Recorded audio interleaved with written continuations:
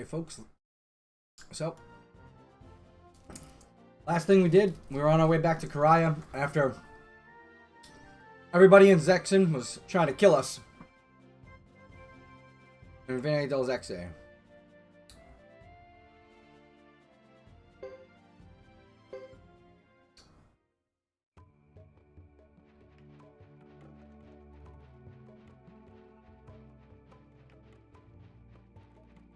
Turning nighttime and we're on our way back home.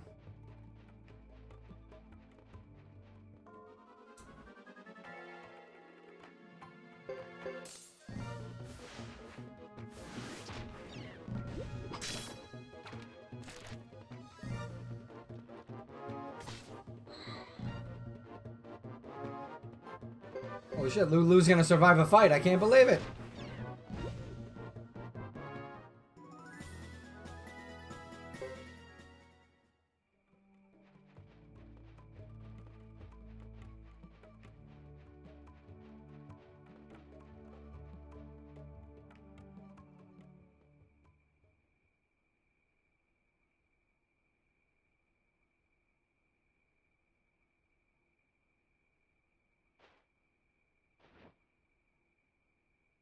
Uh-oh.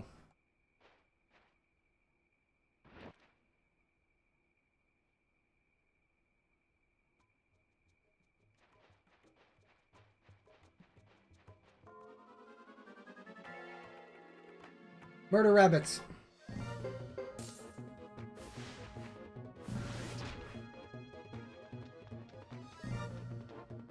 Alright, bye Lulu. You're dead. Yep.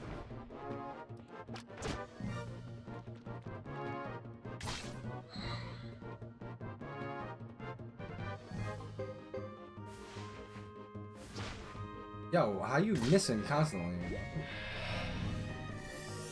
The little rabbits have runes.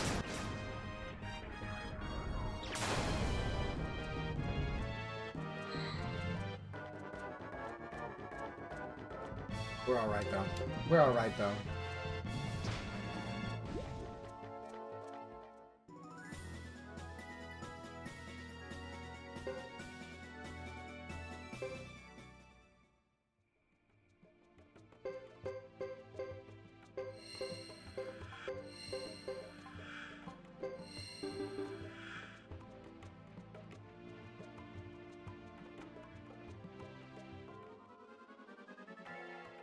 Oh shit.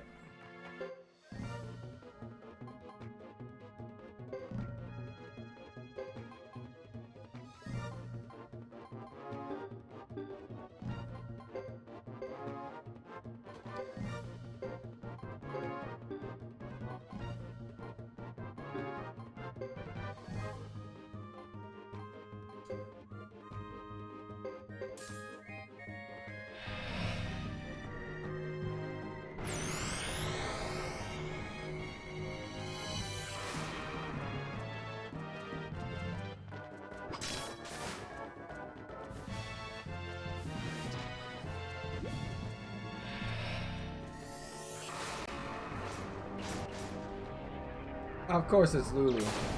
Gonna get wrecked.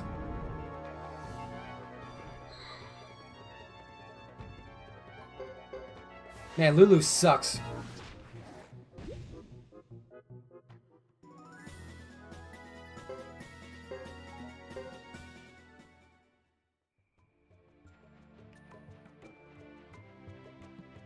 Just trying to get here to the save thing.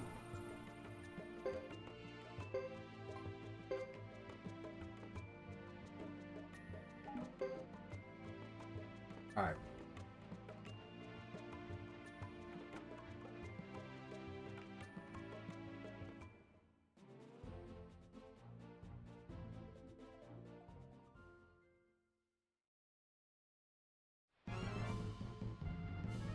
Yeah, so some bad shit going down in Karaya.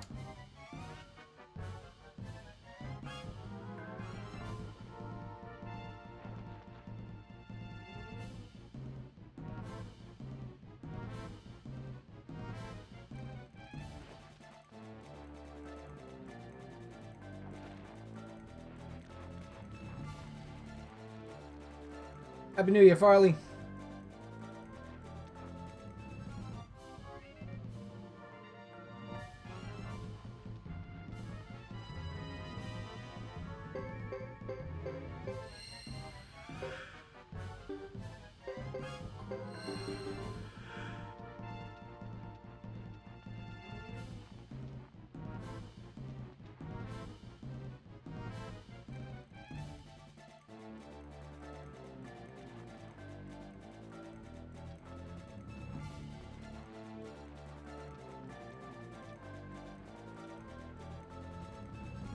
There you go, Karai's all fucked up. And look, it's Chris.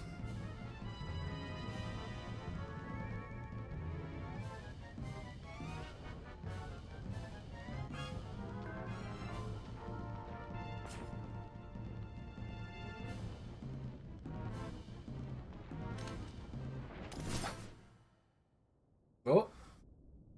There goes Lulu. Rest in peace, bro.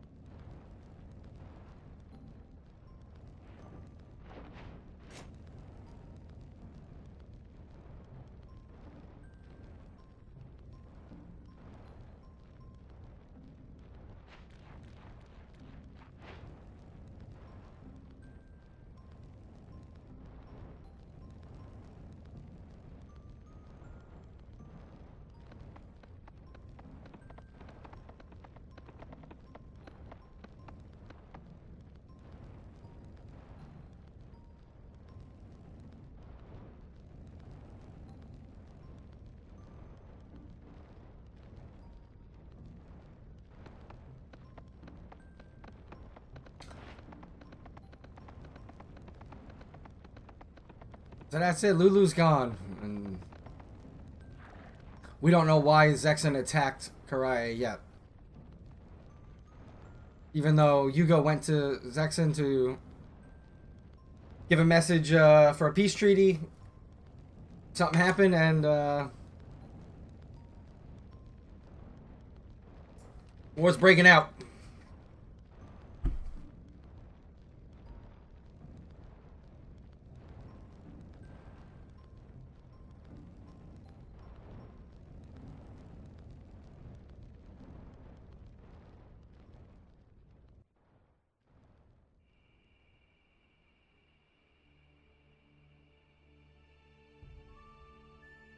That's it. The whole village is fucked.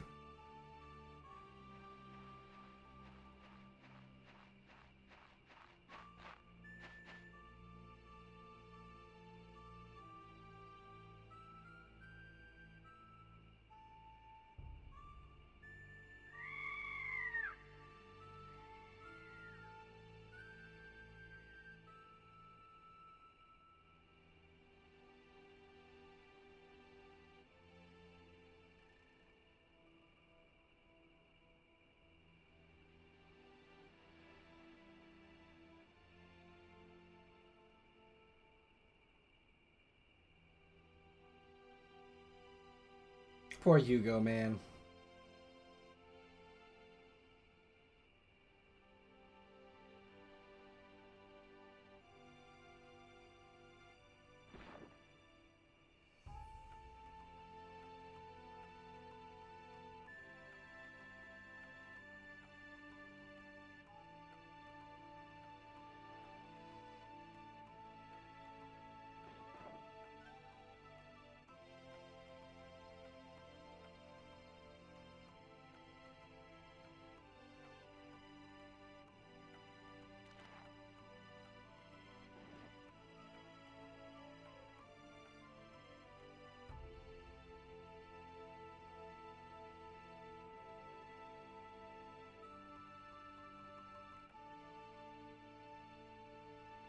Sergeant Joe coming in with that tough love.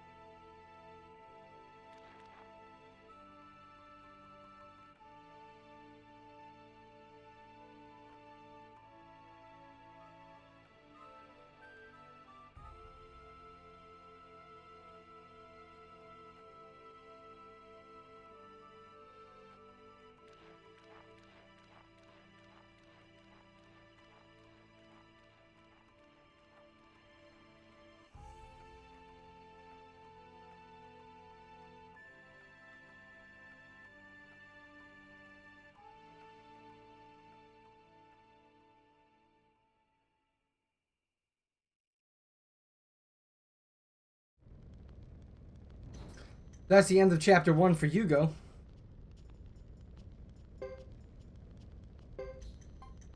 And now we can go on to playing as Godot or Chris. I'm gonna do Chris.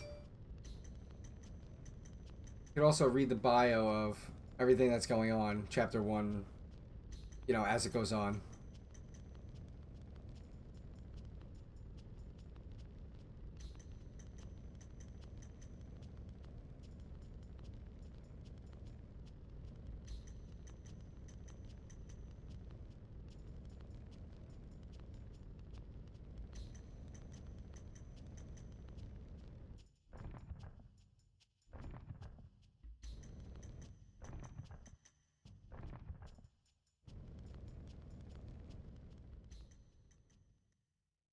Now we'll start Chris's first chapter. Well, her intro and then the first chapter. First chapter.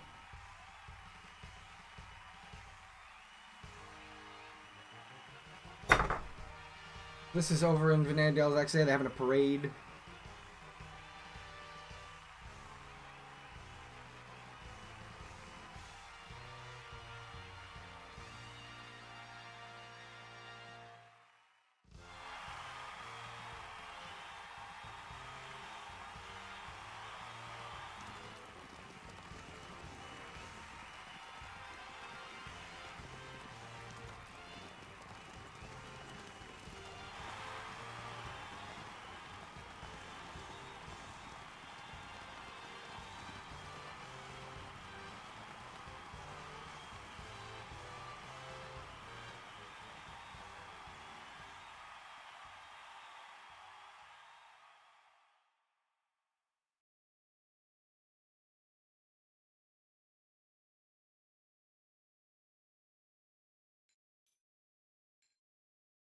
So these are some characters we've already met before by doing Hugo's first chapter. That's Lewis. That's Chris's squire. And we met some of the other knights like Roland, Percival, Leo. I don't think we've seen Boris yet. Salome.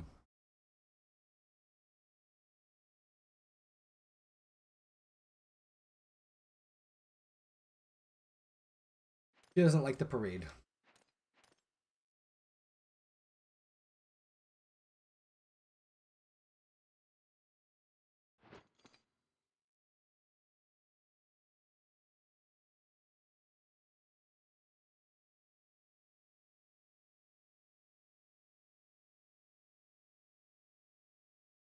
So the former captain and vice captain both killed. We'll find out how later, I think. So now she's the captain of the knights. Formally.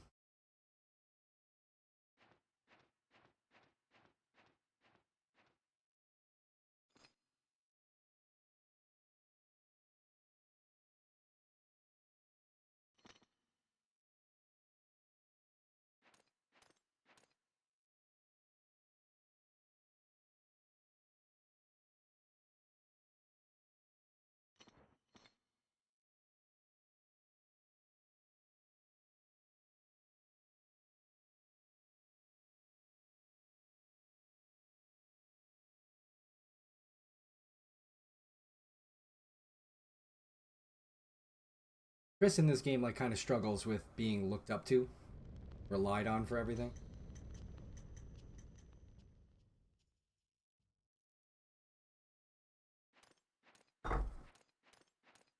Do Chris's chapter 1. And we'll see how long it takes us to get through it. Try to go through it fast.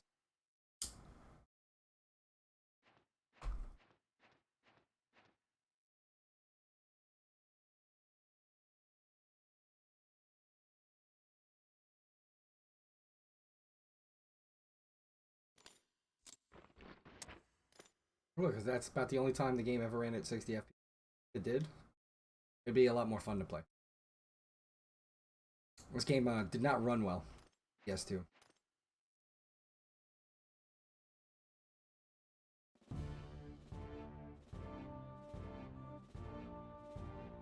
This is about the only time I think in the game, maybe now, maybe like one more time, where you actually get to be in the council building.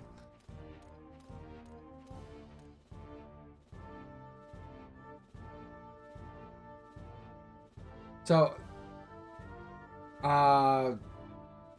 Gilbert from Suikoden 2, who has a wife named Marie and a son named Thomas, and is from the lands north of Zexen. I wonder if he's his dad. Never looked into that. 'Cause that's exactly where Thomas is from.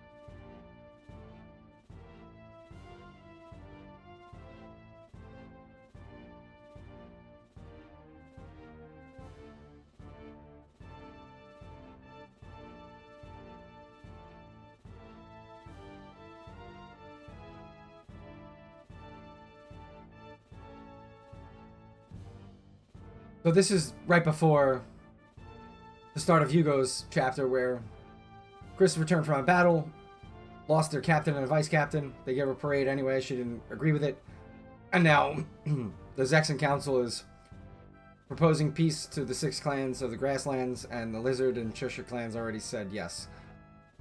And we're expecting the Karaya clan to join them shortly, so that's when Hugo gets sent there, which we just played through.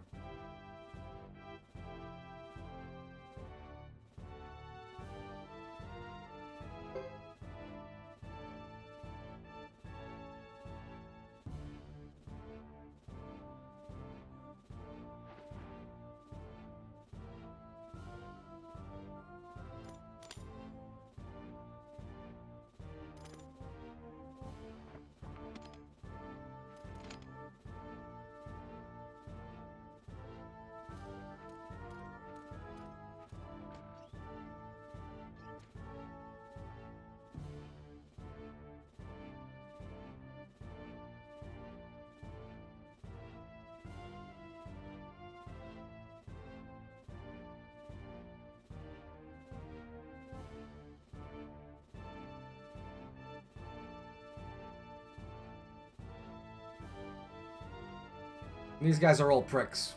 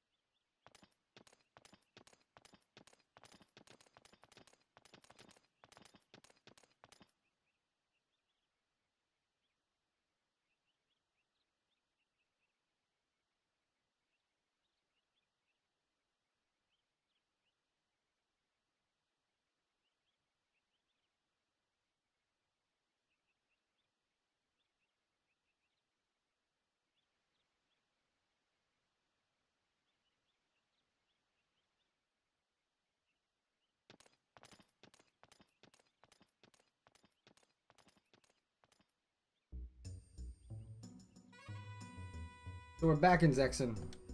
Yep, now we have Chris. Chris also starts with 200,000 Poch, which is insanity. She also has the Phoenix rune, which is very much like the Falcon rune. Which is why that guy in the council said that one thrust of a sword can kill 7 enemies. Because all the people that have the Falcon rune have the 7-star sword. That was like just like a weird Easter egg. I'm not sure there is a Falcon rune person in this game. I think they didn't have one in this game. Pretty sure there is none. Pretty sure it's Valeria in Suikoden 1, Valeria and Anita in Suikoden 2, Chris with the Phoenix rune instead of the Falcon rune here, and then 4 has Kika, and 5 has Belku.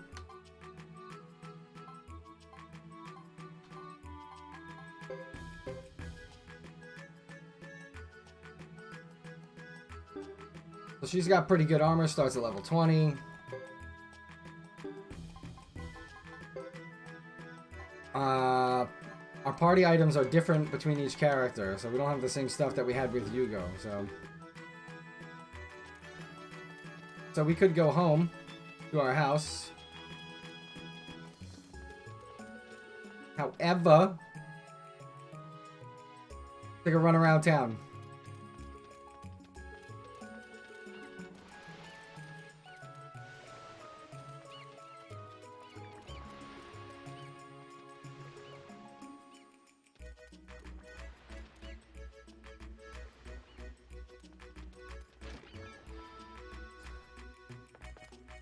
And the rune store here.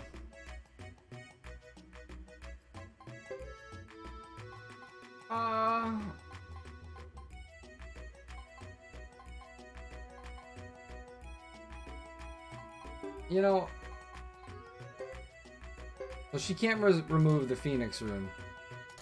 And for this reason, Chris is probably the worst of the 3 main characters. Because all 3 main characters also get another rune later on in the game that also cannot be removed. So she gets kind of locked up with 2 locked runes, whereas the other 2 don't. So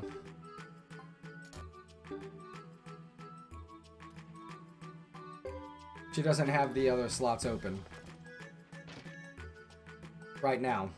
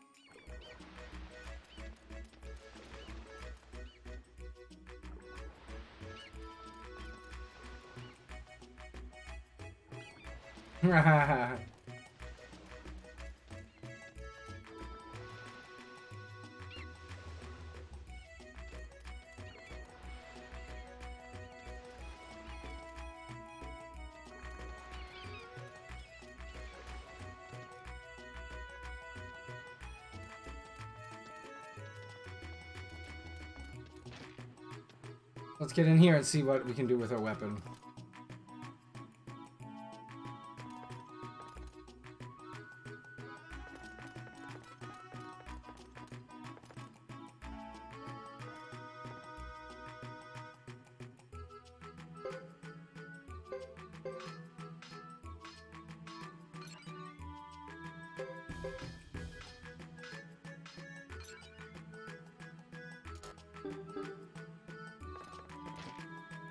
We're good there.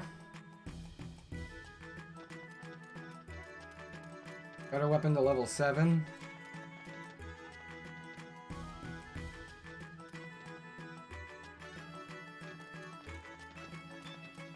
And we'll go to the armor shop. Might be some stuff we can buy here for her. No rarities.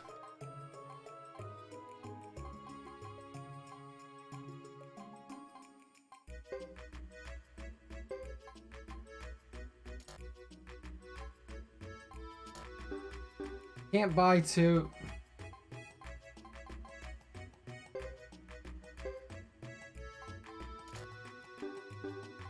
Okay, can't have two gloves or whatever.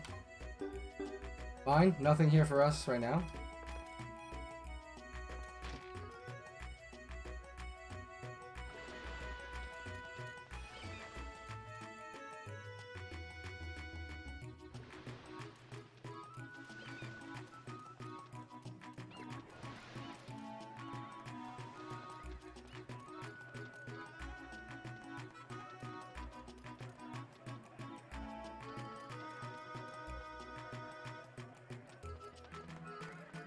Parade was super.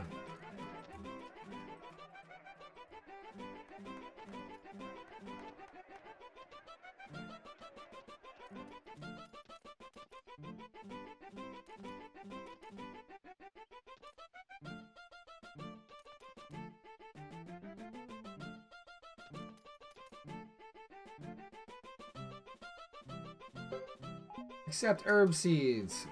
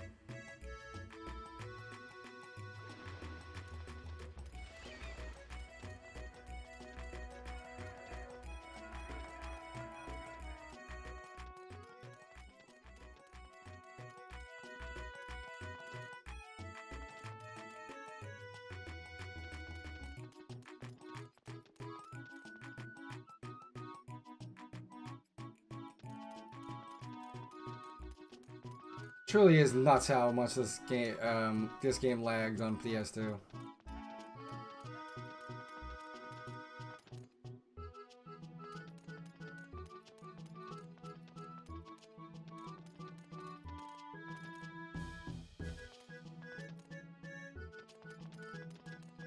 Okay, guy, get out of the way.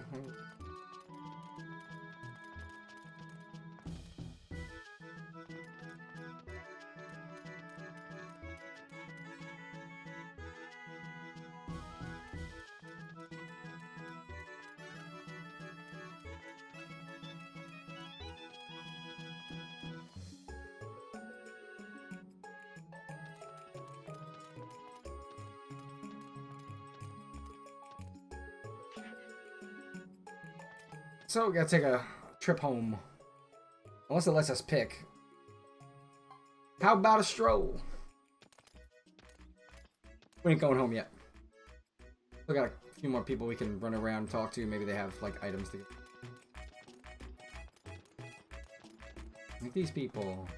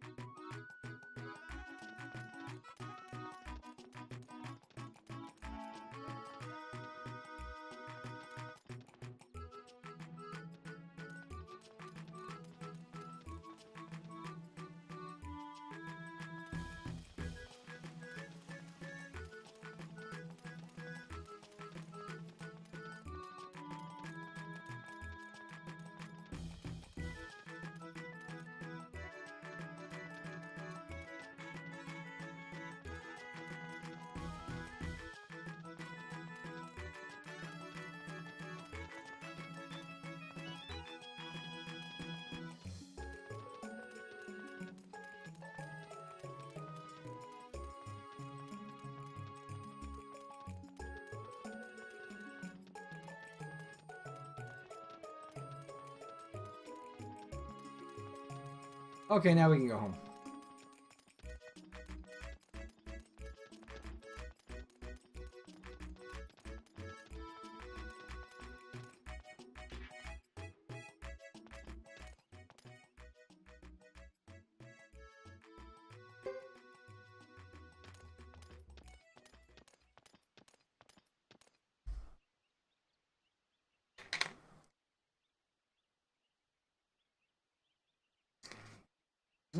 Gives us the opportunity to save. Okay.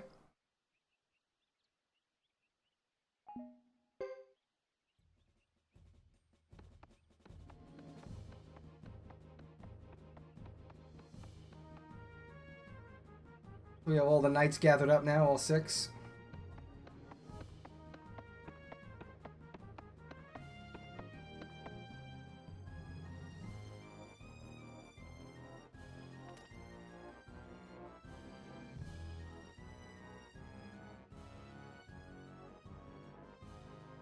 That's Boris.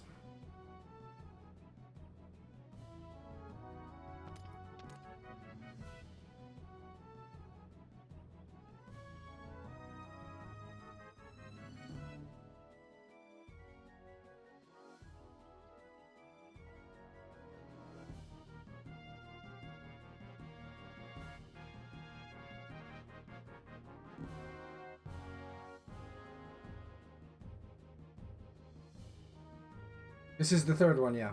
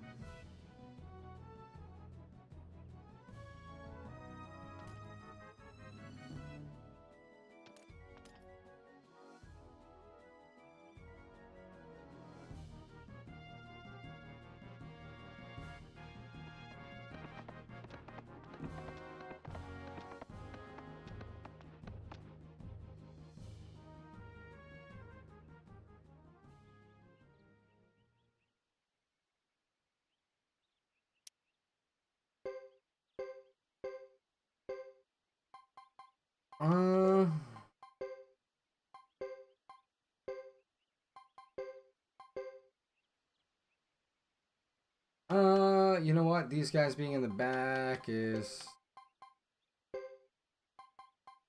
He can stay behind because he's like a mage.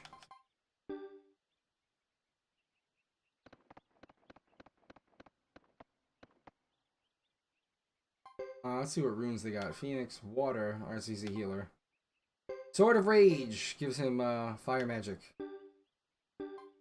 And he's got Great Hawk. Means he can attack multiple enemies at once. Great. Like I said, when you play as Chris, you get to use a horse. Kinda awesome.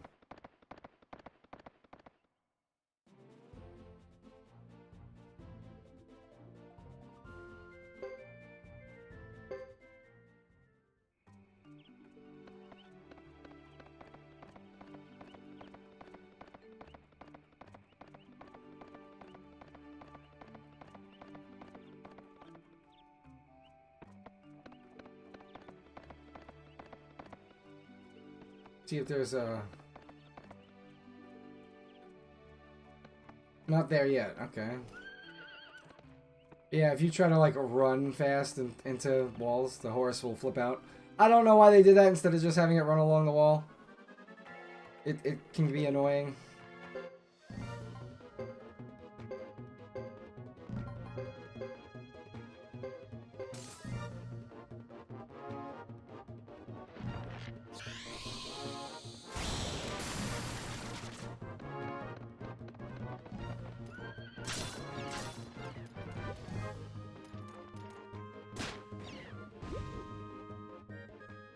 Apparently he doesn't get a horse, and he just can fucking run behind them. Fuck off, Roland, you don't get a horse. I'm Salome.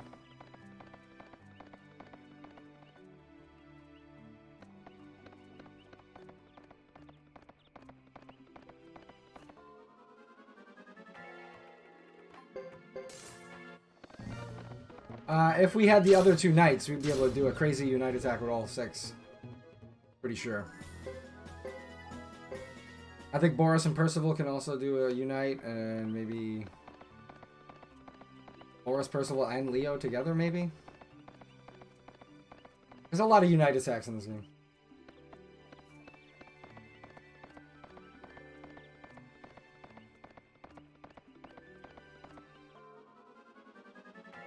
Back to Lost Ark, huh? Everything will be fine in the village.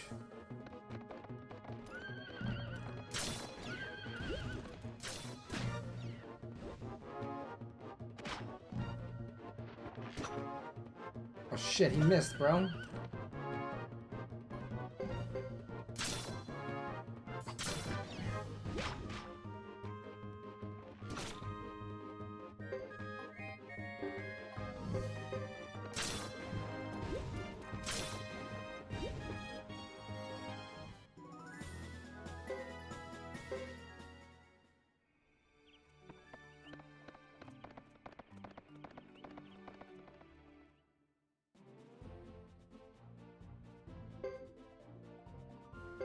Brass Castle. I think we have to end up staying here for a bit. Pain in the butt.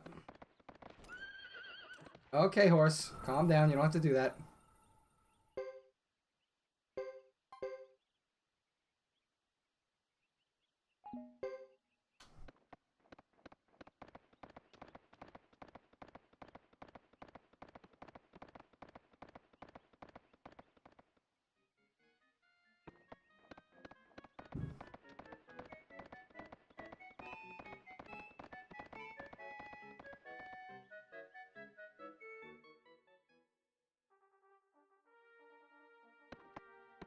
So this is the part where that we saw when we played with Hugo.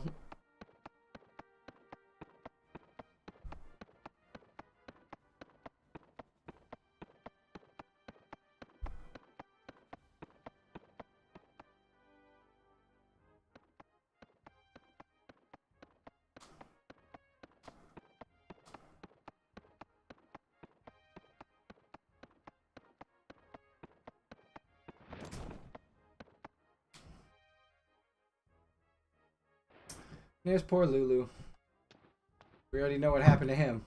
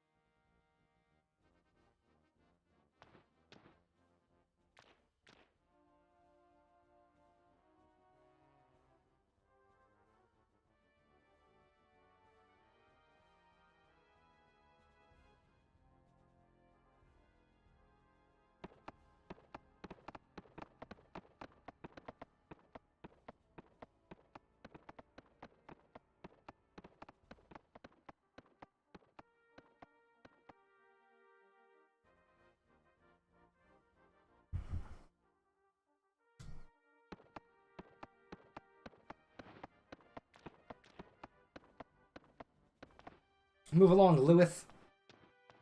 So characters in this game that can't fight in battle at least have a use now. In the first 2 games, they didn't really do much of anything. Like they might have had something to do in the castle, like Richmond, you know, with investigating the characters and stuff. But in this game, you can actually bring them along even if they can't fight, and they'll have like a skill like cooking or potch finder or, you know, treasure hunter. She'll make like items drop more often or money drop more often, or like your HP get restored like by a fraction after every fight. Some of them can call up shops like while you're out.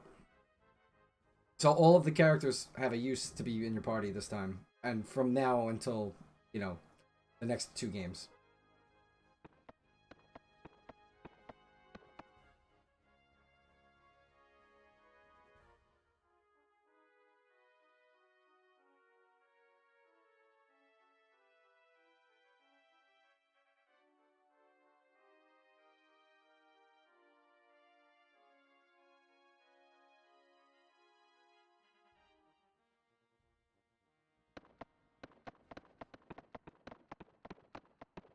Roland wants her to piss on every fire hydrant in the area to assert her dominance.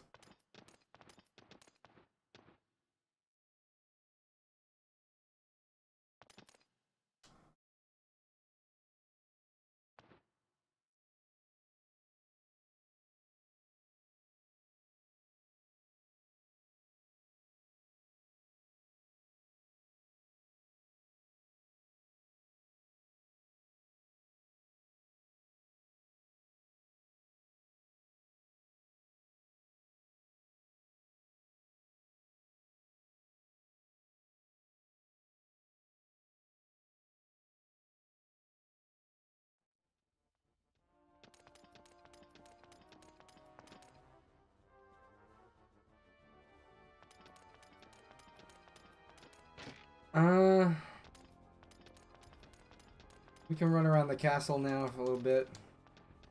I think this is Salome's room. Should be anyway. Please tell me what brand of tea you recommend.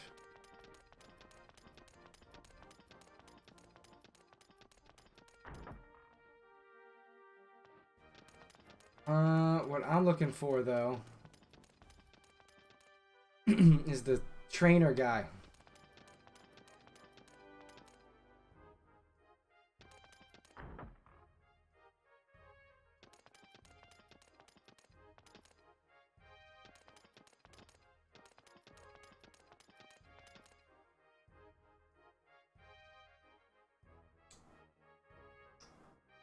I saw a guy in a white shirt defeat a monster by somersaulting. Awesome. True. Remake's coming out next year, but this one ain't getting a remake, so. And this one has nothing to do with the other two.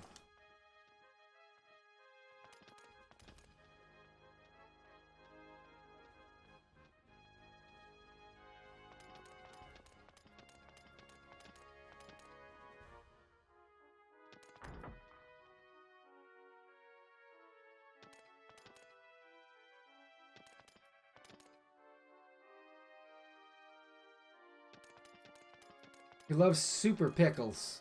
Does love super pickles, that guy.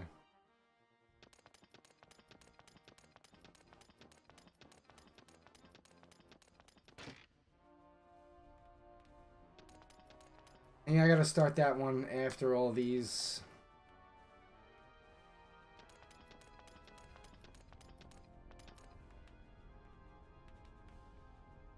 Adult stew.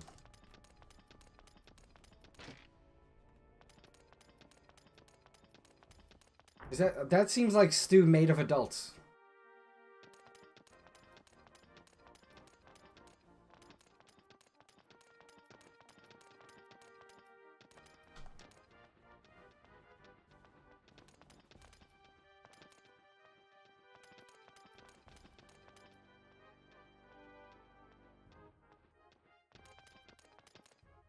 Oh, this is where the damn trainer guy was.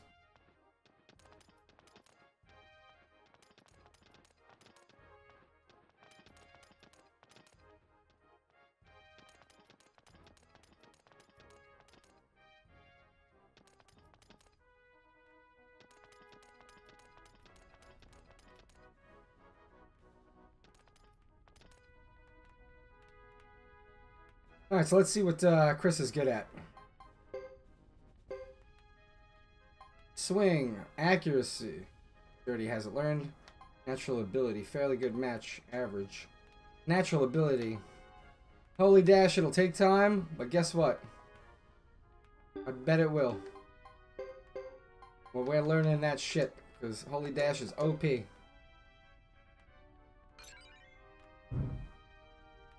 But you see, hers is going to take a lot more points to learn. To level up. What can we learn? Harry. I'm going to learn that one. They are tied together. But each one is largely self-contained. They're all in the same world. But each one takes place in like its own in a different country in the world for the most part. And there are like, you know, like references and stuff to the other games and other characters and other events and stuff, but for For the most part, like if you're playing one, it's all in the same area, and you learn about like where you're going to be next in the second game, and then the second game is, you know, in its own, like its own two countries, and then you can kind of go back to where the first game was for like one area, and you learn a lot about the areas that this game takes place in. Like you hear about it a lot, and then now this game takes place almost entirely in the grasslands and Zexen, but you do get a little peeks at like some other countries like Harmonia.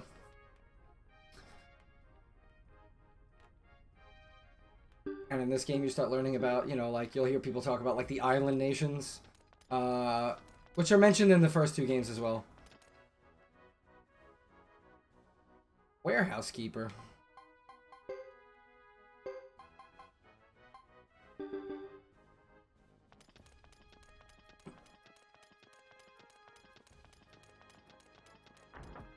And that's where the next game takes place, is in the island nations, but that one's a very distant prequel. Like the fourth game takes place 150 years before the first game. So about 168 years before this game. Hey.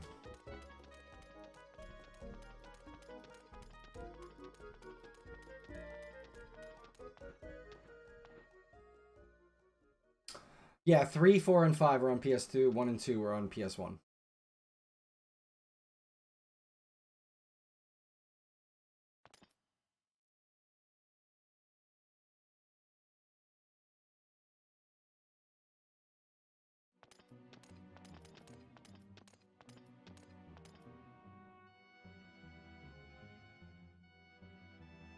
Dupa is the man, bro. He's got like I think he has a Fury rune, like, constantly.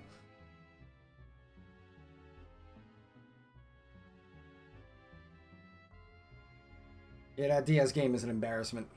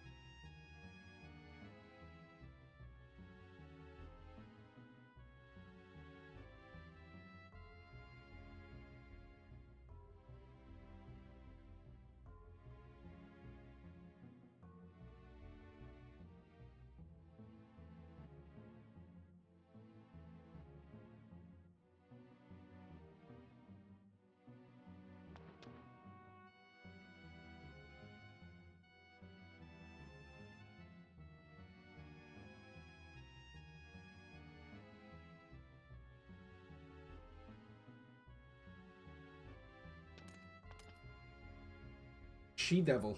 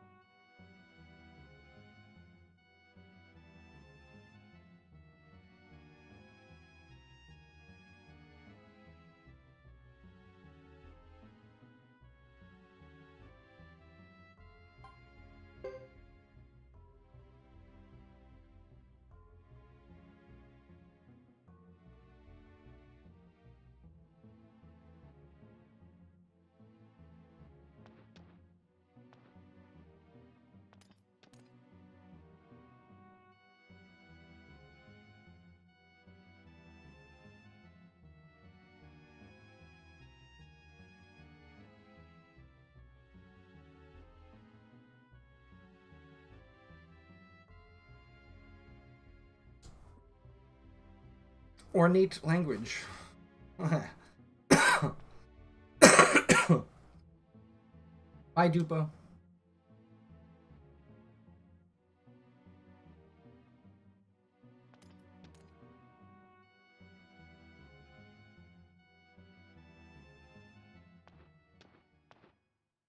Yeah, Dupa, I think, has a Fury rune all the time, which means always Berserk. That more He's pretty strong.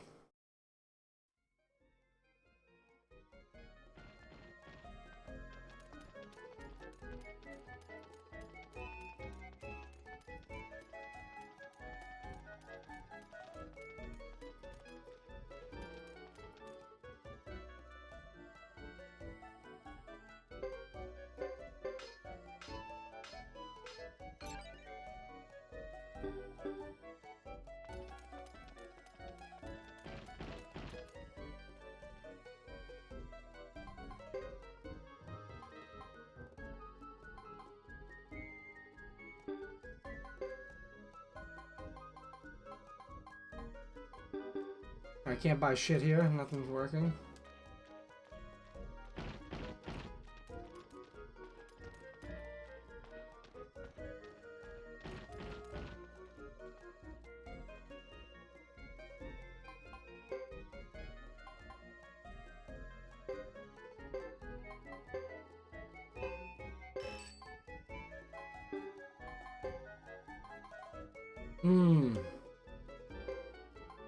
I wonder if I got... Hold on, let's see.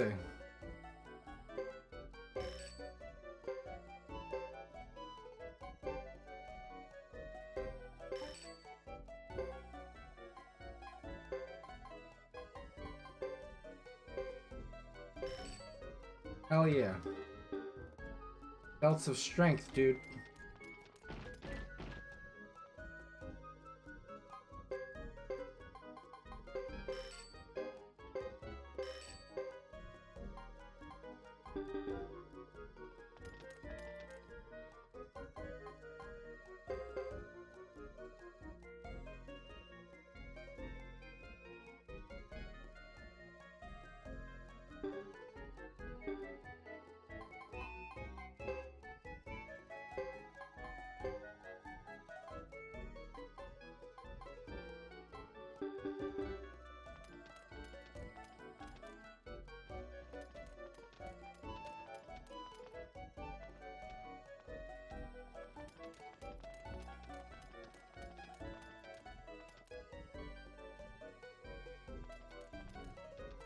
Let's go back to our room here and go to sleep. Push the story along.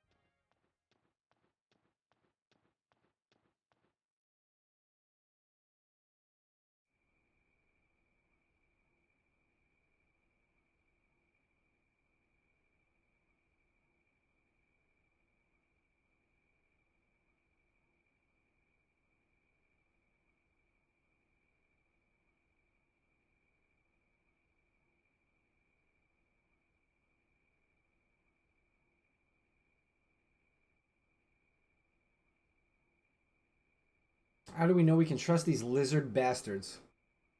Well, now's where you're gonna see things kind of not go well.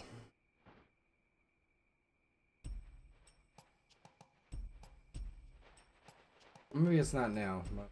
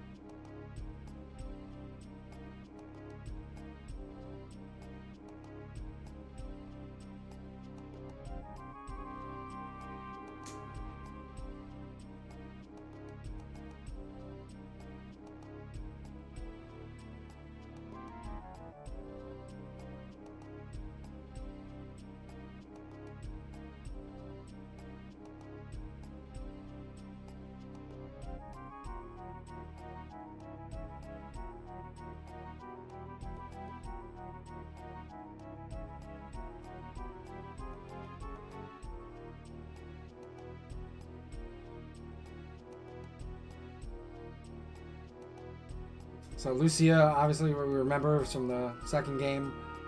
We had to fight her a lot. But in this one, she's kind of a champ.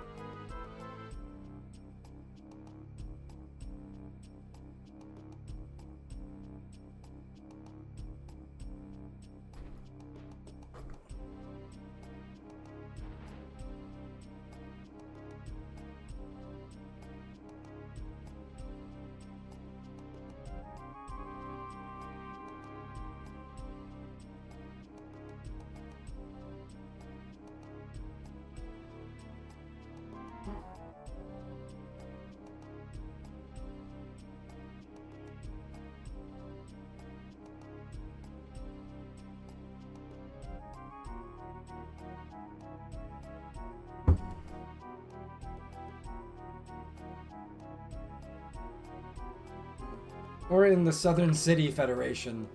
I'm pretty sure he's talking about the city-state or Joustin.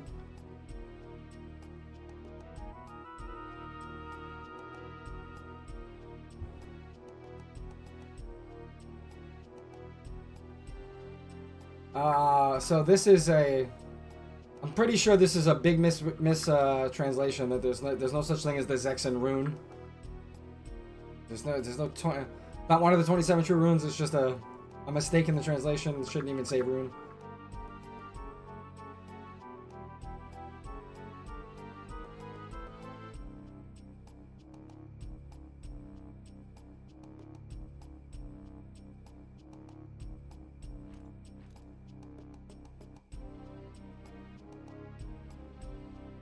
This is Sana. She's the Cheshire clan leader.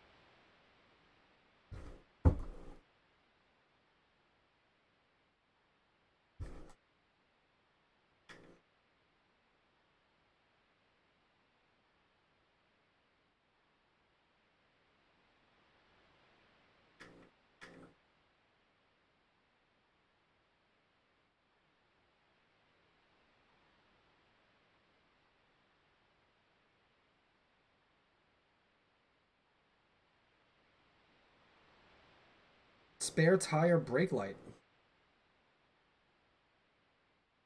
Ooh, that's kind of cool.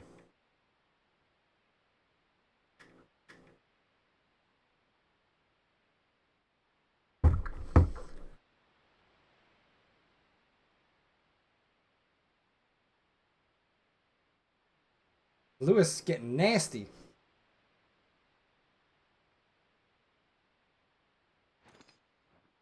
Horace is always getting yelled at.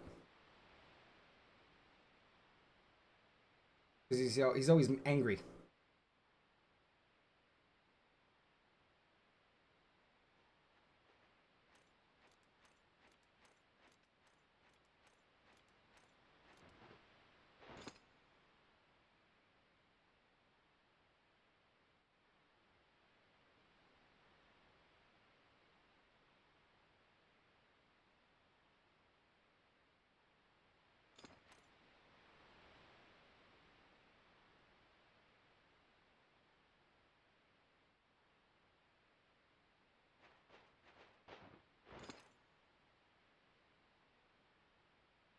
So they're being attacked by the Lizard Clan after they just signed a peace treaty, which is kind of weird, right?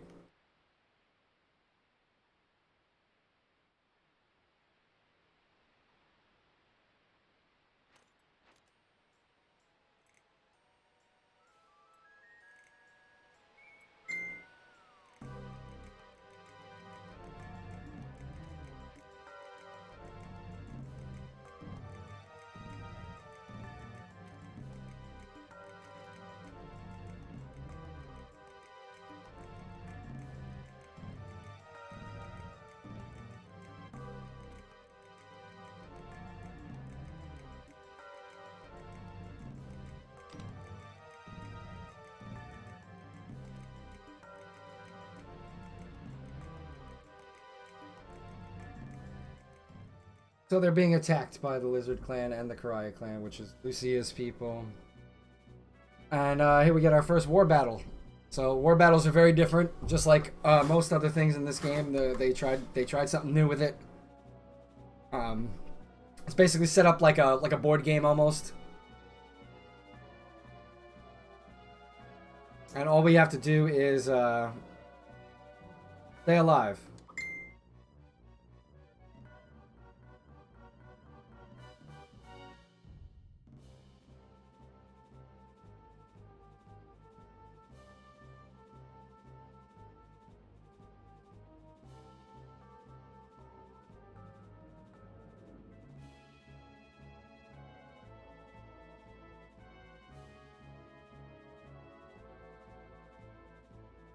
Let's see, how much is this thing? Hold on, I'm looking at like shit on Amazon.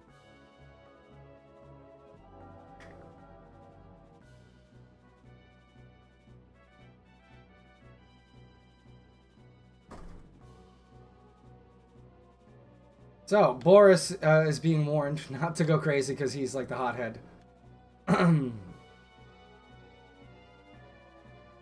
All we have to do is kind of fall back and stay alive. So what we have is units can be on the same spot, and if they get attacked, we'll pick which one defends. Same thing when we attack a spot that has more than one character's unit on it. Green Machine! What up, buddy? Damien, what's going on, buddy? Happy New Year. What's going on, pal? How you been? So we're just gonna move these guys. So we have move, defend. So we'll move them here, and we'll move Roland here. And we're gonna have the other ones just defend. Defend. So if any enemies come at us, and you see that like there are actual like named characters here that are attacking us, like Dupa and these guys. Boom! Now more Karayan showed up.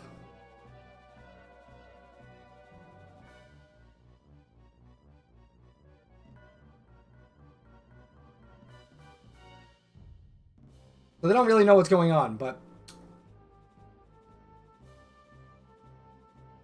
they see that the Lizard Clan is fighting, so they're coming in to fight too.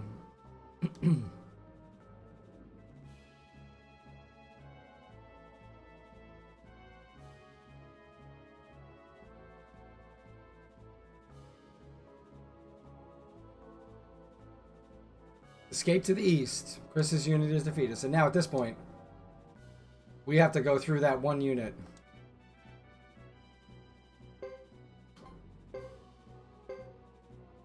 Boom, attack. So these battles are done automatically.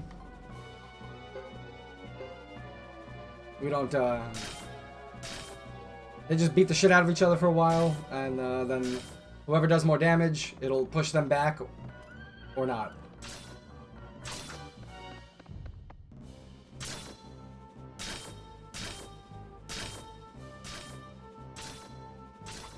Seems like we're getting our ass beat. But we're going in, bro. We're attacking forever. Alright, we took one down. I took one of ours down. We outnumber them, though. Oof. So they won that fight. So our unit's gonna get pushed back. Oh no, we won that fight. I'm sorry. So we can now move.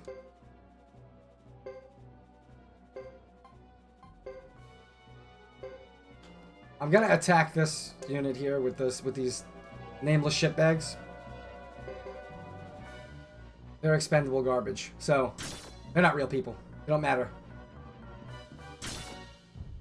We'll just damage them up. These lizards are probably gonna fuck us up though. Lizard units are crazy good in war battles.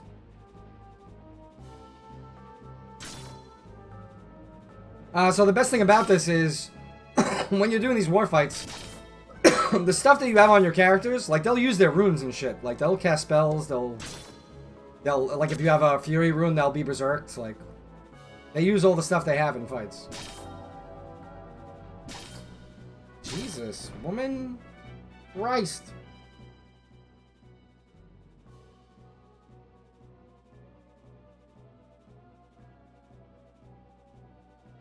The hell is that?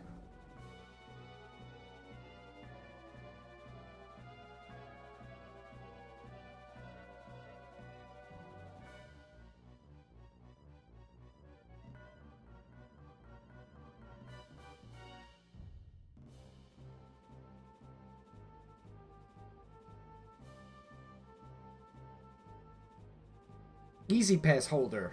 Super strong holder. With suction cups. Holds tightly to your car windshield.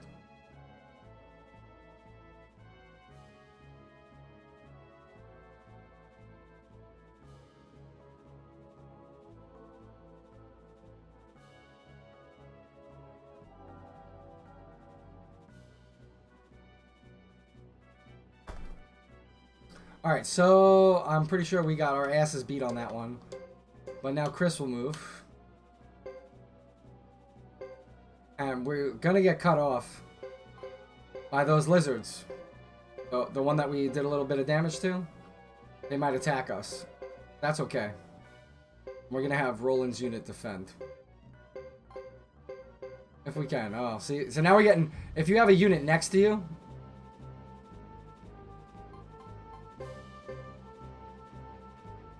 You'll both attack. Like, you get like a damage bonus or something. You get some sort of bonus. You basically trap the enemies.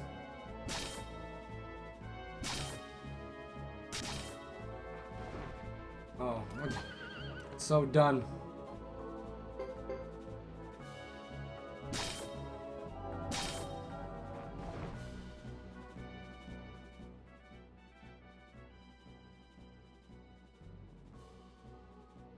But we're able to escape.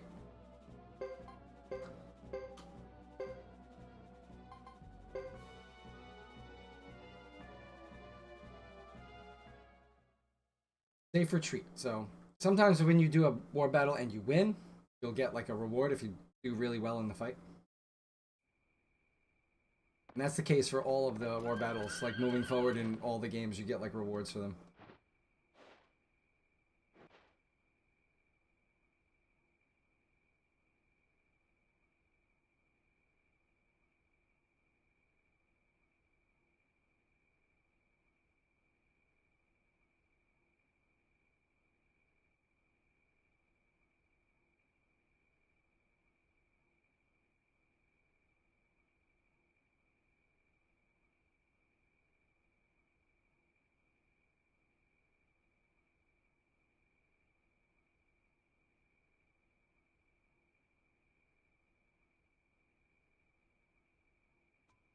So we already saw what happened at this part when we played with Hugo. Like, the village gets raided, gets burned.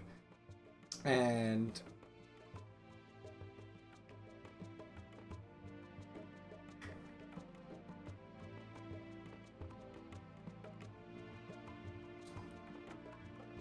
And they'll, they go to the village. They burn it down, and then that's where Lulu gets fucking wrecked, but... We know why they're doing it is to free their own people that are trapped back there fighting lizards. And still no word on why the hell the 6 clans attacked the Zexan Knights yet. But we'll find out.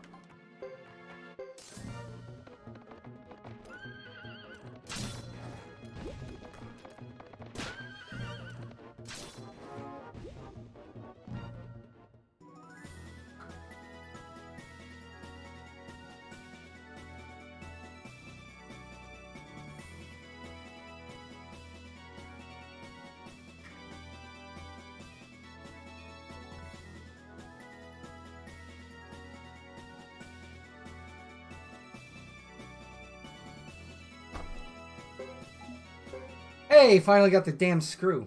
About fucking time. I'll just have to get it with a different character, probably.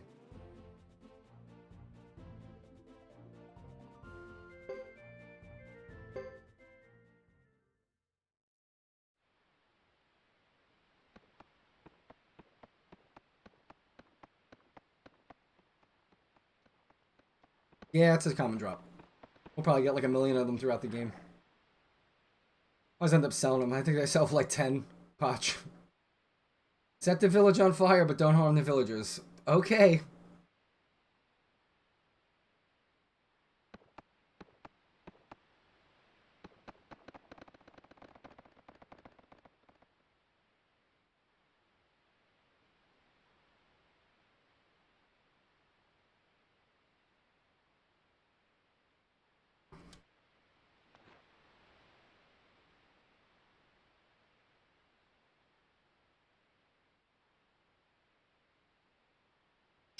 I'm here to guard you.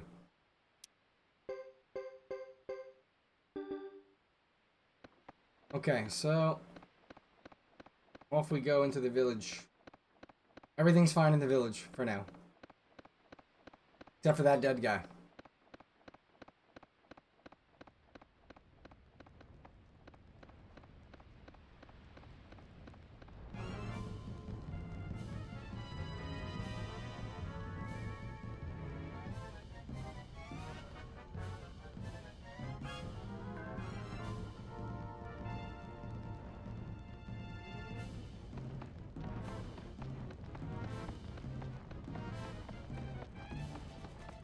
Yeah. Fire spreading is it because of the wind? They are fast at setting the whole village on fire. They already had like a pack of Molotovs on their horse.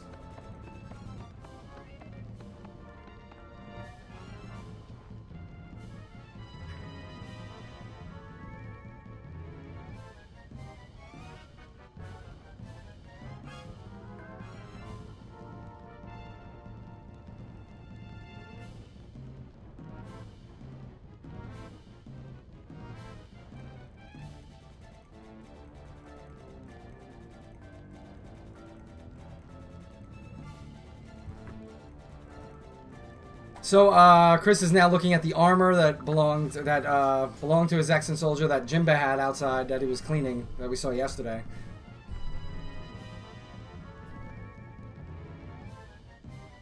And it's Chris's father's, which I told you guys about yesterday. So, Chris's dad and Jimba, good buddies.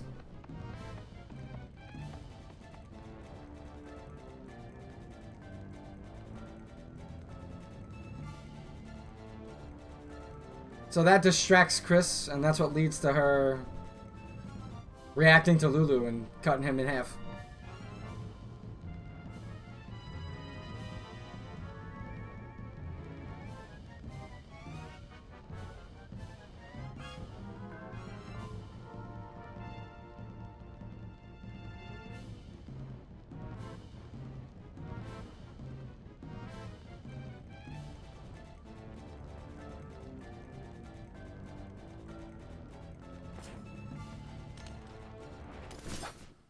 Oh, get wrecked.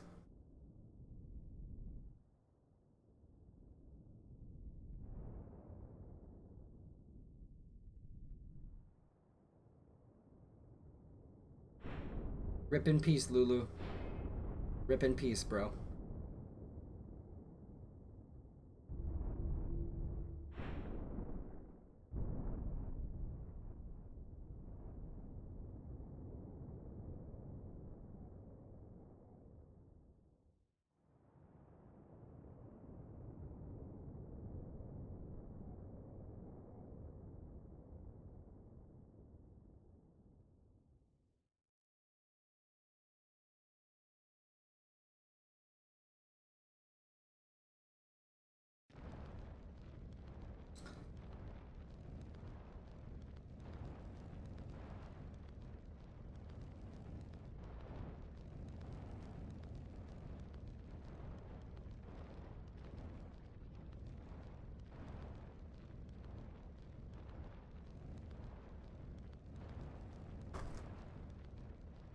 A mere boy? Shit. Even Fubar's like, what the fuck just happened? That was messed up, bro.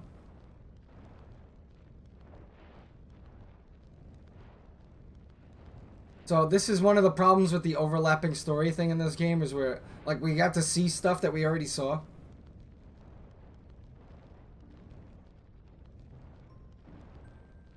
Like, especially like this part, we don't need to see because like we already saw it. They could have skipped past like this once we connected the dots.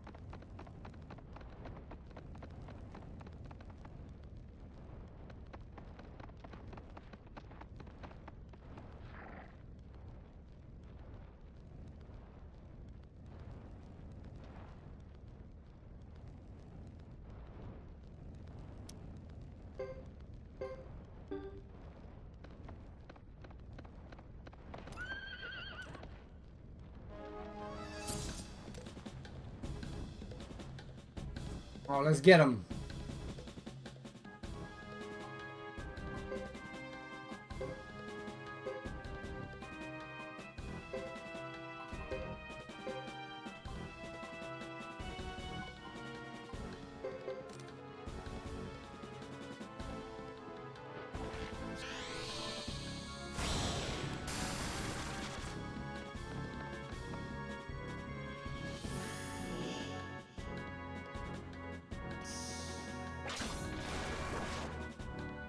So the animation for that looks a bit different when she's on the horse.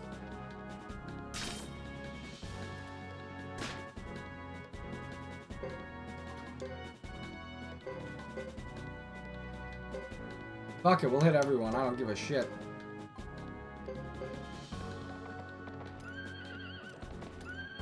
Characters are a little smart. They do try to get out of the way of, like, magic when they know it's coming.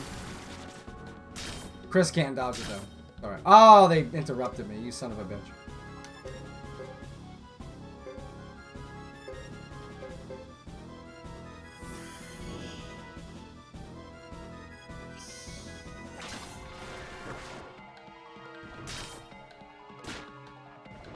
Got him.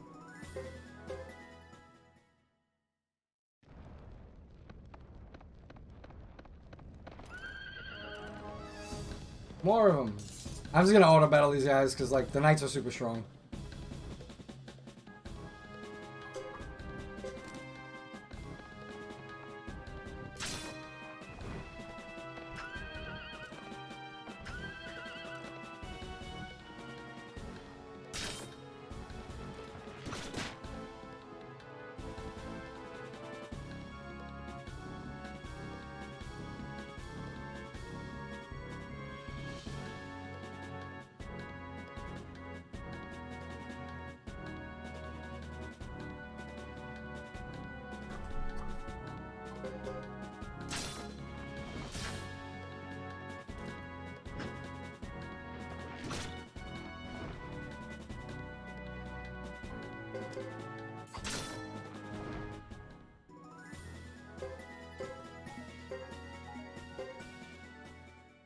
We got a damaged helmet. We probably just put a sword in it.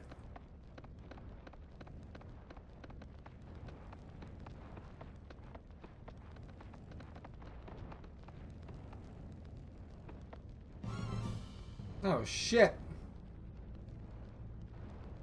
Bunch of dead Karians.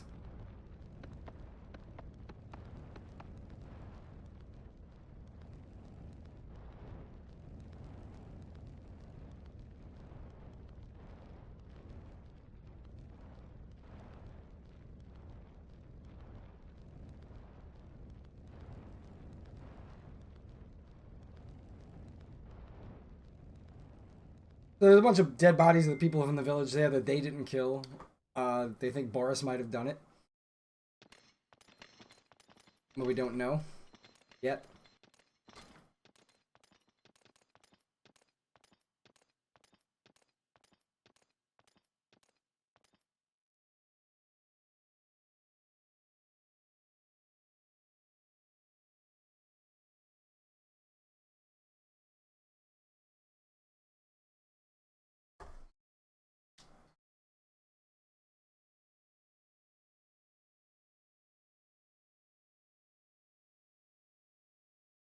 So another two of their notable knights dead.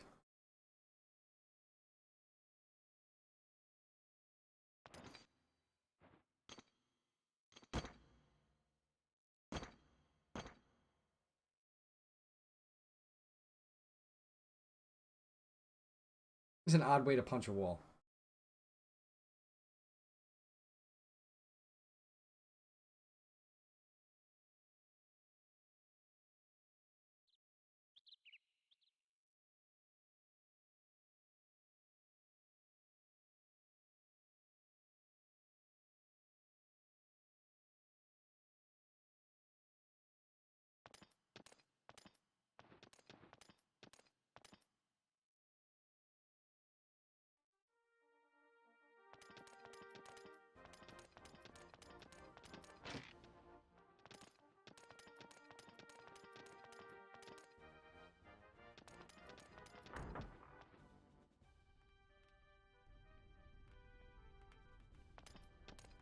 Ah, shit, I should have gave him the screw to Bell. If I can. I'm not sure if I can.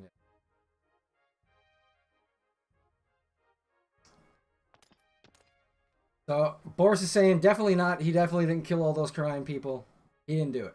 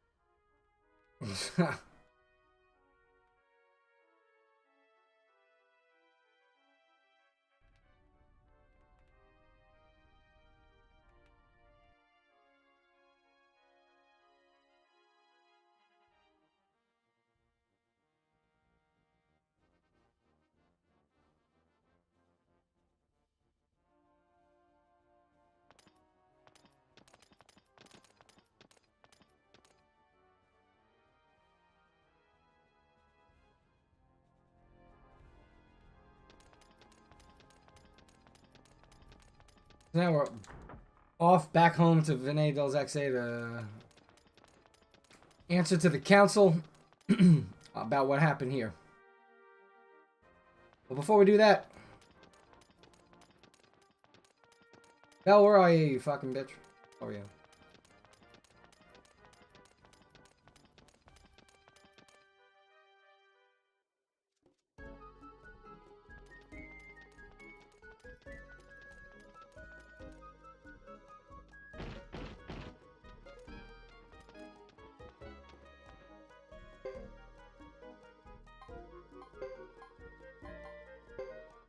So, we cannot give her the screw yet. Which makes sense. That's fine. Can't recruit people yet.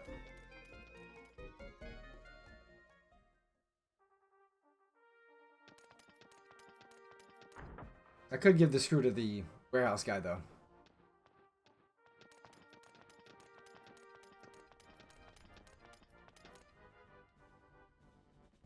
Yeah. Oh no, I know. I've played this game many times before.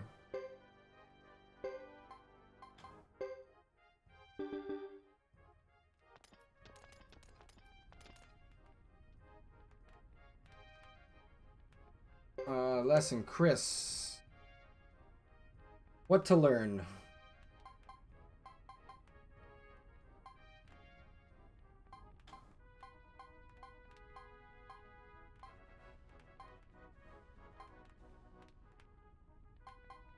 Well, right now we can learn damage. Becomes a lot easier to do skill points like later on.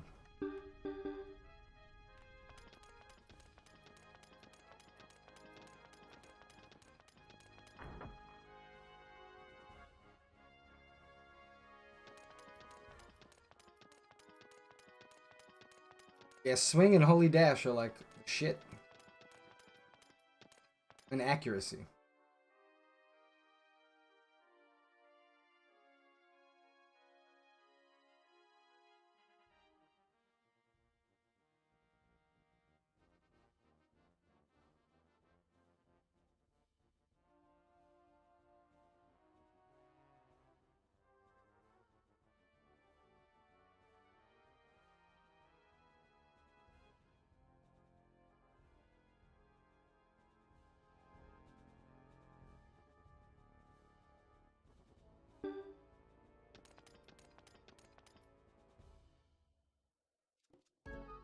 Does Augustine have like a S tier parry?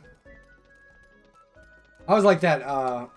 They kind of carried that over to part 5, and Richard, Richard is just like, you guys have seen me play the first game, the second game. Now we're playing the third game, and in the second game we had characters that were like pretty busted, right? Like Killy, Sheena, Masses, Elsie Chan, but nobody compares to part 5. Richard.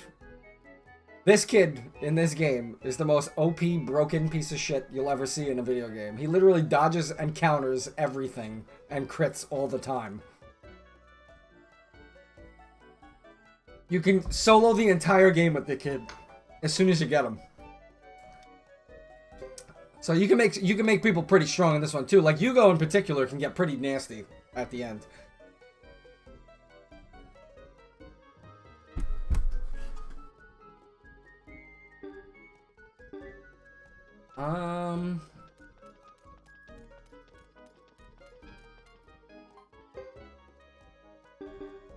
Shouldn't get into the slot. Boris, let's go, buddy. I'm ready. Let's go.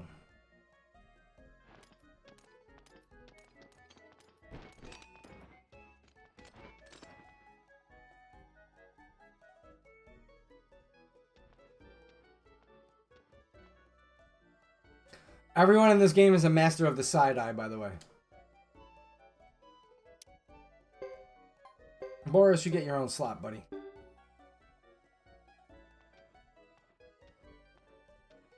Boris's feelings are hurt because Salome thought he killed a bunch of people. Salome called him a murderer.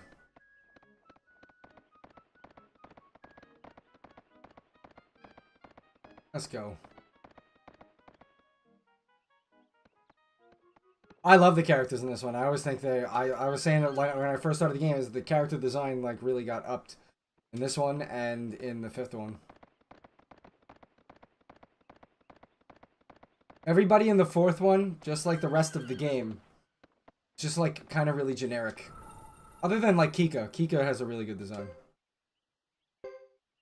Well, like even the main character of 4 has like fucking shorts on. Like, come on. Walking around the whole game in shorts.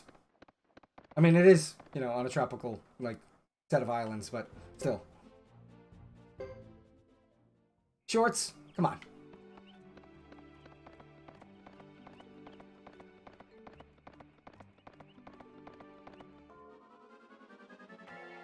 Kona, what up, man? Yo, get this little bitch trying to hit us with lightning magic. Get him! Get the... Yeah, you go. Fuck you.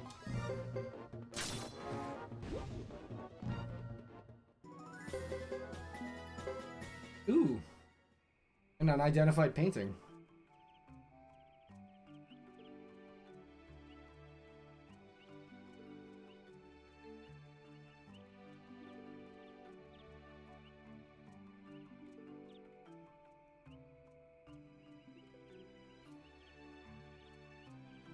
Hang on, I have to check something.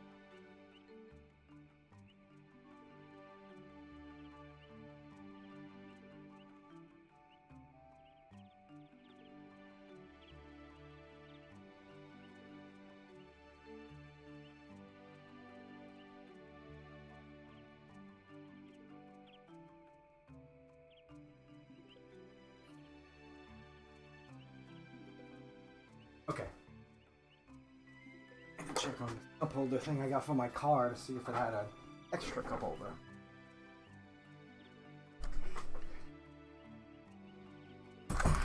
Good for Thomas start money. Hell yeah. Thomas is like my favorite of the chapters.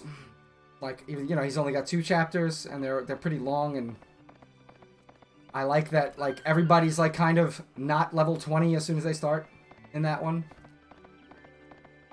And oh, that's another character that is absolutely broken in this game is Juan. Juan will fuck everyone up. Hey, there's Fred again.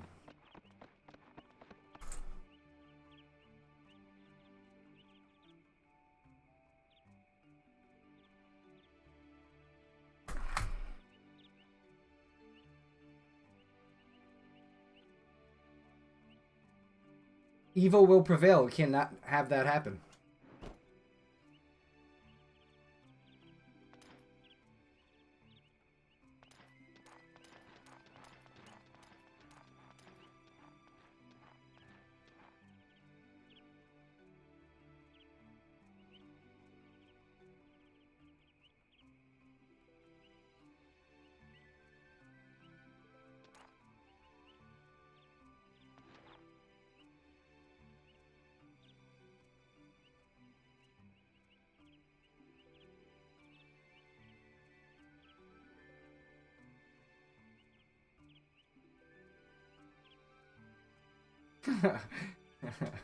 I love Fred. Calls himself a Firebringer. His master is said to be the Flame Champion, an ex-knight who crossed over to the evil side. So, I believe what he's talking about here is the old Flame Champion, which was 50 years prior to this game, because one thing about the Maximilian Knights is that when they go to join a conflict, they are always late.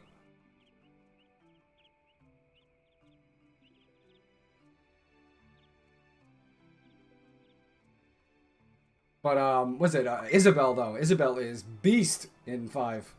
She has the coolest design. She's like one of my favorite characters in that game. Yeah, see? You were talking about olden times.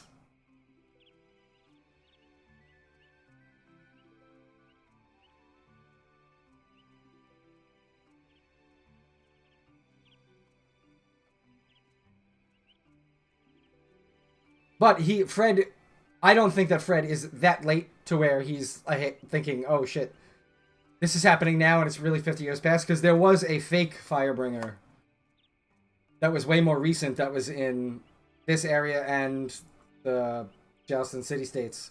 That was in Nash's games, the ones that were never brought over to the States, the novel games. So he's probably talking about that. But that problem has already been solved as well. He's very late to that. By, probably, 10-ish, 15-ish, 16 years.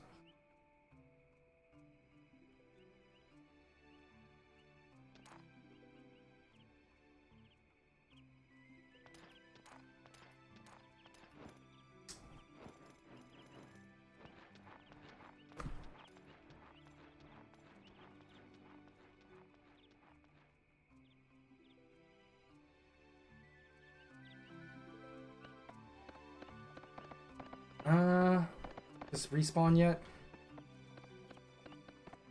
Yeah!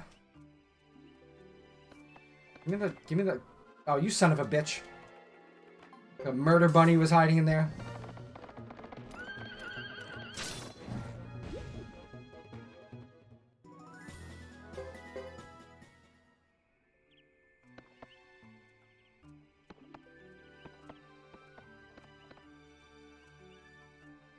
Take the fucking bag!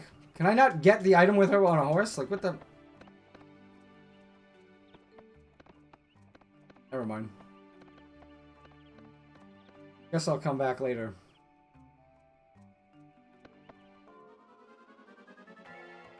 It was the first one on PS2, yeah. 3 was the first one on PS2. And then all the rest are on PS2. So we got 4, 5, and Tactics all on PS2. Tactics was a weird game. It wasn't a bad game, though. People really liked it. It was actually done pretty well, that game.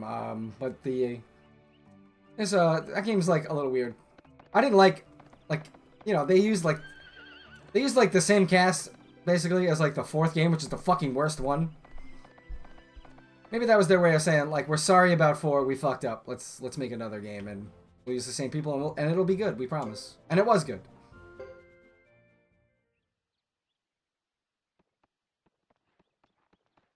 We are gonna play that one too.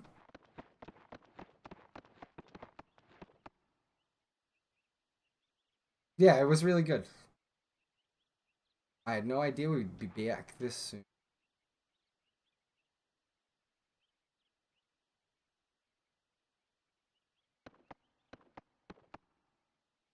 A different kind of, you know, battle system. So they probably had, you know, they had to balance it as they saw fit. But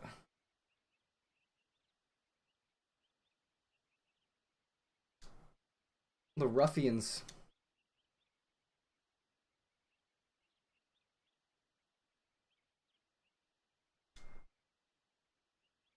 Constantly trolling.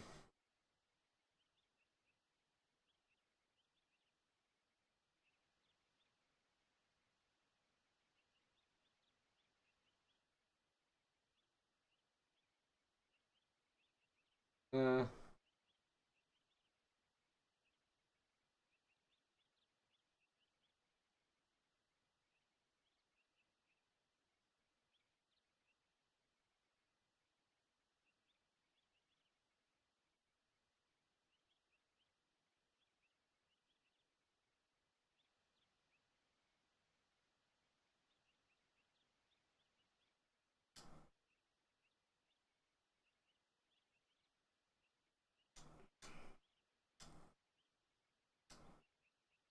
what if the council knew about what was going to happen?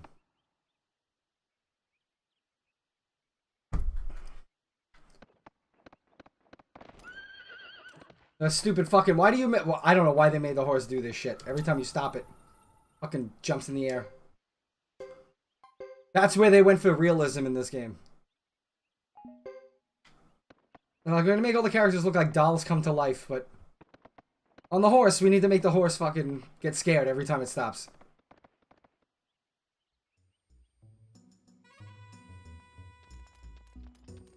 Right, let's go.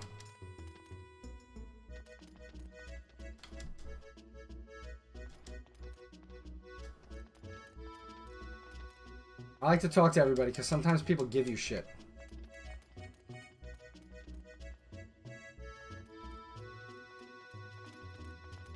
I don't need to talk to everybody. I already talked to all these people before.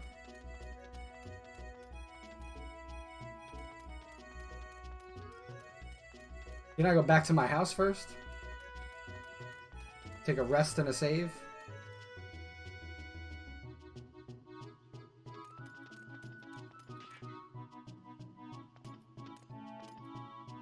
Yeah, they did. That was one of the things I warned about. I was like, 3 is the one that took a lot of risks in how they presented the story. Like, no one main character. Battle system was very different. War battles very different. And not all of it was good. Not all of it was bad. Like, I happen to like the battle system, like having the 3 groups of 2. I don't mind that at all. I thought that was like kind of cool to have people like fighting together to do their unite attacks and shit. And I don't mind the war system with like the board game kind of setup. And I like that you can kind of build your characters for a war battle with well, like giving them runes and stuff, and they'll use them in the auto battles. Like I thought that was nice because you could always just set up like a 1 mega unit to just absolutely shit on everyone. And yeah, there are a lot of scripted things in the war battles, and that was a problem in the first and second game too. The 5th game probably has the best war battles because they're like RTS style, like real-time strategy, and there's far less scripted shit that stops you from like playing the war battle. 4's war battles are absolute dog shit. Everything about that game sucks. But it's part of this series, so I have to love it anyway.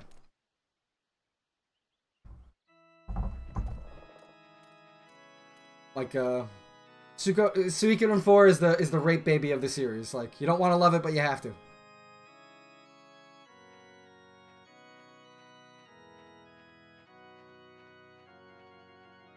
Balderdash. Please never say Balderdash again, Chris.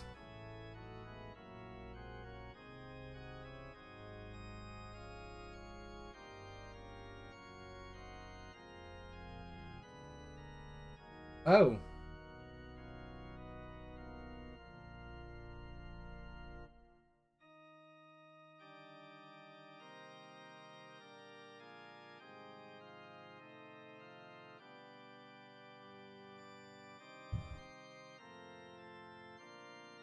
Yeah. Whenever they show anything in black and white, I'm sure that I could probably change a setting. Because we're going to see a lot of scenes that are in black and white like that.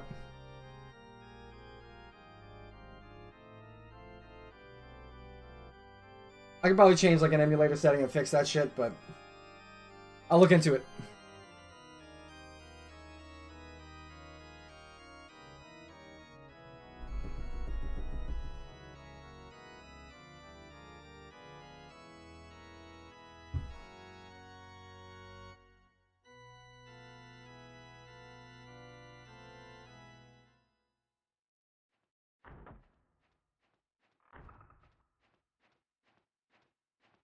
Like here, I'll look right now, like settings. A lot of times, like these emulators have like special fixes for certain games. Tools, cover downloader, toggle software rendering.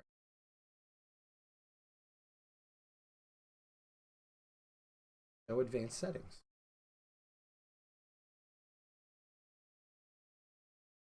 Yes. Where are the advanced settings? Sure, as fuck didn't see them.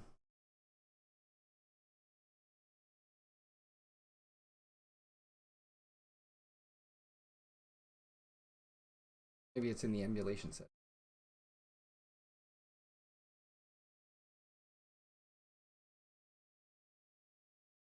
Advanced. Video capture. Right texture. Enable dual source, disable dual source blend. I'll look up what it is because that I'm sure somebody has put in the fix for it.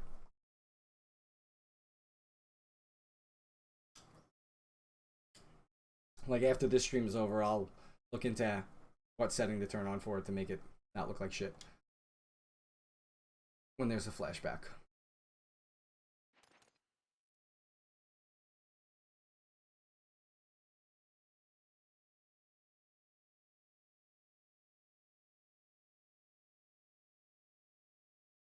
Chris knows she has to bullshit and butter these people up.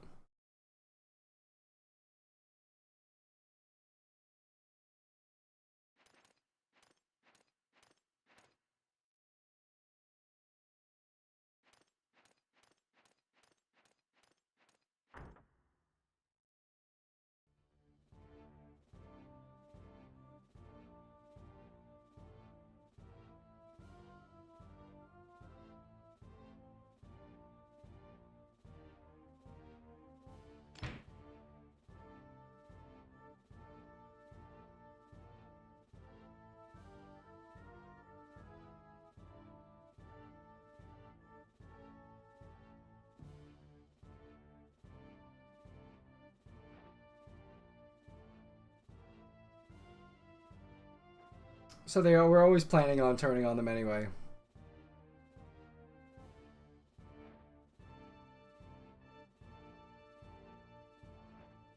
Because these council guys are dicks.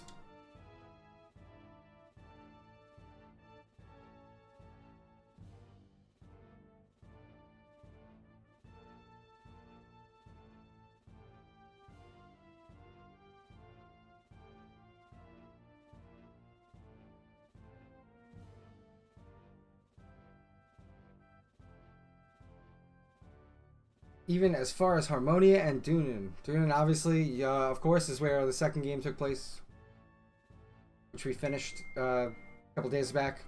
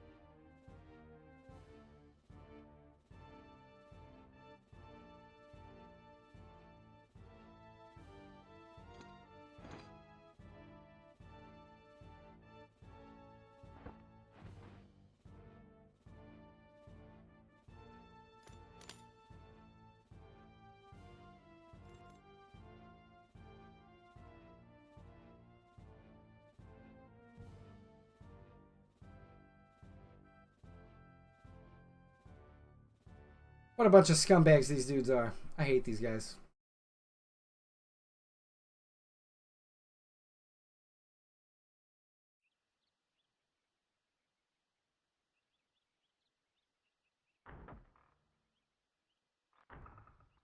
This ought to be close to the end of the first chapter. I do have to get ready soon. Go out for New Year's Eve. What are you guys doing for New Year's Eve? You guys doing anything fun? I'm going out, but I wouldn't say I'm doing anything fun.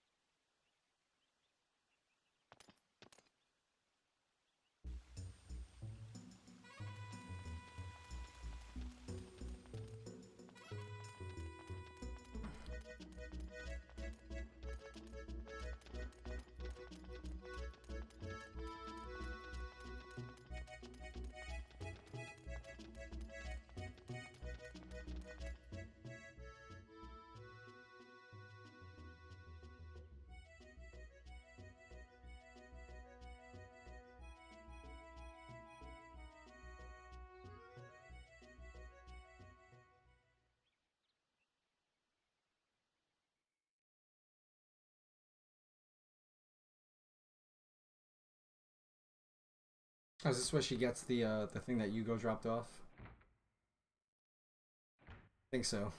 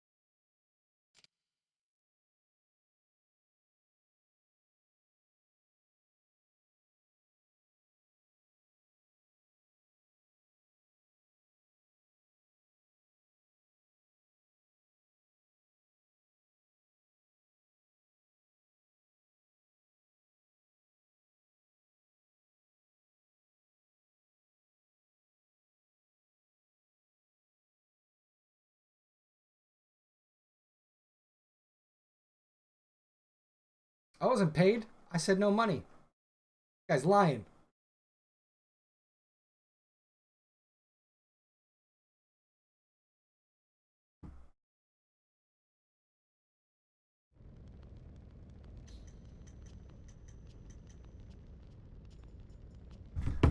Alright, so we're gonna save it here and we're gonna continue with Gedo chapter 1 tomorrow, which is he's probably out of the three main characters, he's probably my favorite one.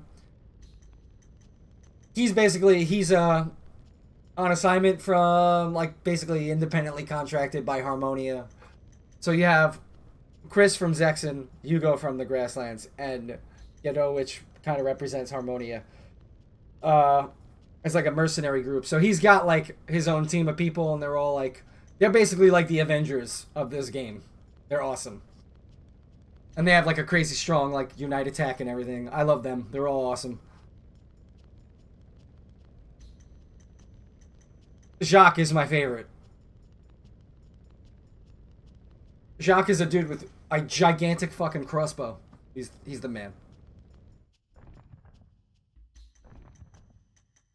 There's Hugo, so we'll go to so like this game you can play it in any order you want, right? And yeah, Isla. So Isla we saw her yesterday. She's a girl who is from Karaya, the Karayan village, but she gets displaced when all that shit that we just saw happen, the village get burned down and everything. She ends up crossing paths with Gedo and his team and joins them and basically stays with them for the rest of the game. So I was saying before, it's like they're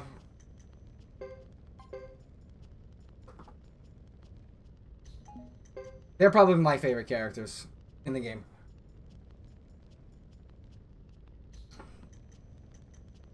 They even have like a rival crew that like is also like part of the Southern Defense Force that just like tries to troll them all the time.